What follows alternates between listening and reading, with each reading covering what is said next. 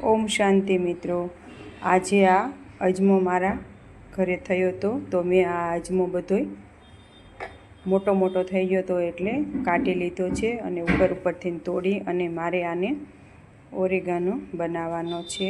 તો હું છે ને આ બધાયનો હું ઓરેગાનો બનાવવાની છું। એટલે આ બધાય પાન આપણે તોડી લેશું અને ધોઈને સરસ રીતે સાફ કરી લેવાના છે। પછી આગળ હું તમને બતાવું। આમ બાળકો નથી ખાતા હોતા પણ આનું આવી રીતે આપણે બનાવી તો પીઝામાં સેન્ડવિચમાં ગમે તેમાં તમે આ રીતે ઉપયોગ કરી શકો છો। જો મેં આ બધાય પાંદડા છૂટા કરી લીધા છે આમાંથી। જો આ ડાળખા આપણે ફેંકી દઈશું। આમાં બધાય પાંદડા આપણે ધોઈ લેવાના છે। ધોઈ નાખશું 2-3 પાણીએ।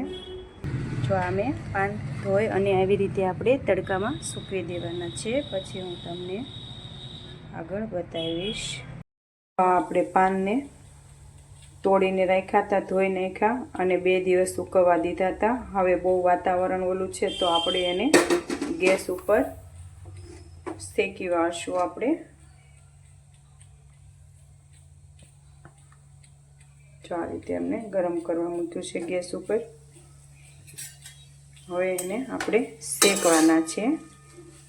શેકાશે એટલે બધા પાન આવા થઈ જશે એટલે શેકવાના છે। એને શેકી લઈશું બરાબર। આપણે આને ઓરેગાનો બનાવવાનો છે।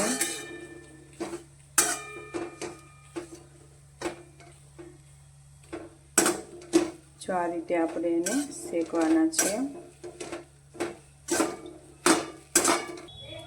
જો આ રીતે આપણે બધા પાન શેકાવા લાગ્યા છે।